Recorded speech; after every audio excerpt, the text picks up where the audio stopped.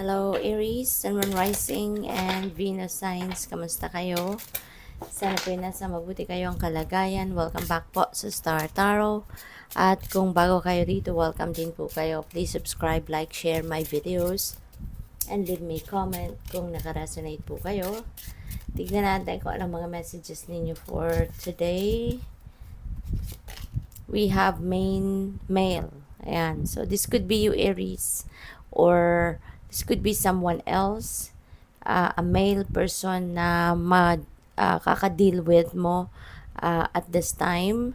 And this could be anyone. No? Baka katrabaho mo. Pwedeng boss mo to, manager mo, ganon sa trabaho. You know, this could be anyone. Baka kasosyo mo, magiging kasosyo mo sa negosyo. Something like that. So, what else? We have high honor. So, ano to? Recognition, no? Mabibigyan ka ngayon ng pansin sa trabaho. Mapapansin na yung trabaho mo, yung performance mo, that will be recognized na. At yung sipag at tiyaga mo, is going to pay off kasi finally, it will be recognized, no? By the higher ups. Kaya po pwedeng mabigyan ka rito ng reward, po pwedeng financial reward, po pwedeng recognition, yung ganon, ano? So, good luck sa'yo. And congrats. We also have expectation. Ayan. So, maybe you are setting some expectations sa ngayon. Baka meron kang balak gawin, may plano ka na siguro endeavor, no? Or kung ano man na ventures ninyo. And maybe you are setting your expectations dyan. Possible din na siguro nag-aano ka ngayon, i-evaluate ng mga ginawa mo in the past, nag-i-evaluate ka ng kung ano yung sinet ninyong intentions in the past, ano na yung nagawa mo ngayon, ano na yung na-accomplish mo. So, siguro tinitignan mo dito, aling expectation mo ang na-met mo na, no, sa mga ginawa ninyo ng mga nakaraan. We have bad health, Aries. This is a warning para sa'yo na alagaan mo ang inyong sarili. Okay?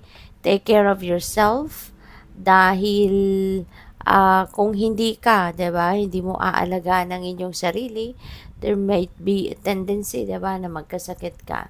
Kung lagi kang masipag, 'di ba?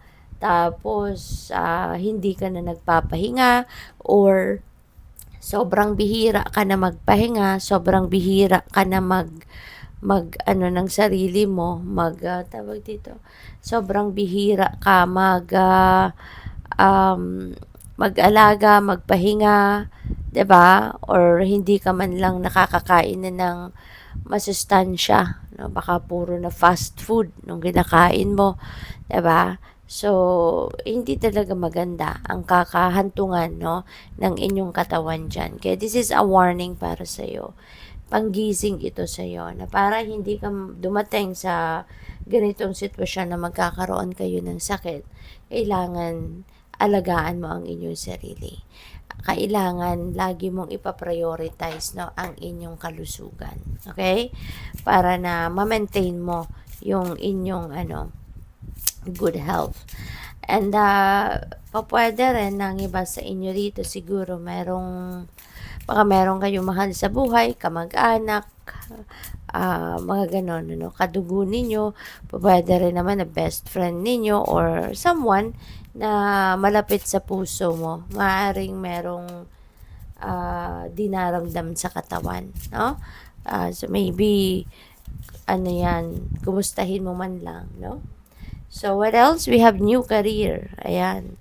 Kasi siguro yung new career na to could be something that's going to open up for you dahil siguro sa high honor na natanggap ninyo. Dahil siguro sa recognition na natanggap ninyo. Baka magsisimula kayo dito ng bagong karera. Maaring yan ay sa same company na pinagtatrabahuan mo, or maybe you're going to change career dahil may offer ang ibang opisina or merong offer sa inyong ibang tao. So, ayan, magbabago kayo ng trabaho, no? So, what else? We have relationship dynamics. So, baka din, ito yun ngayong kailangan mong gawin.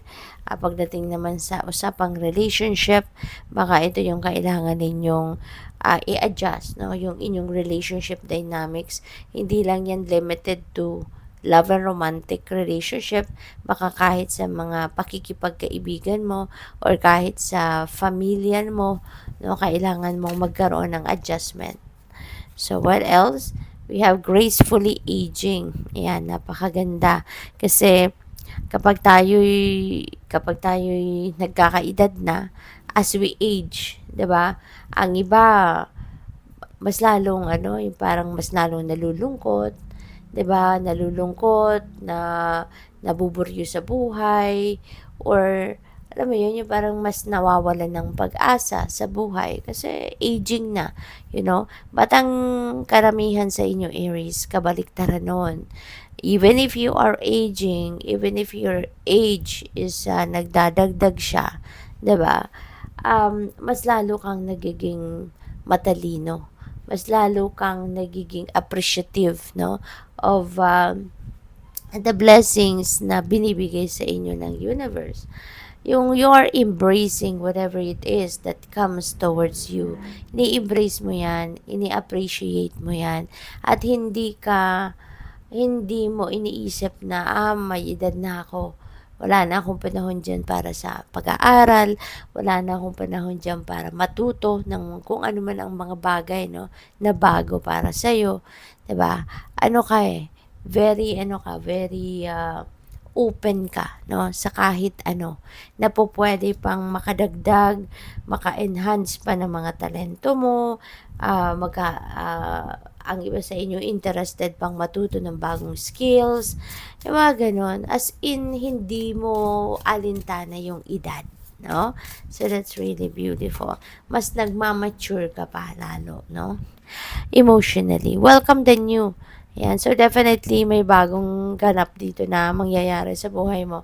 We have new career, and this one is welcome the new. So, probably talaga, you're entering a new phase in your life wherein magkakaroon kayo ng bagong karera. Mag-shift kayo ng career, career path, no? Good luck sa'yo. Thank you for watching. Love and light. Namaste.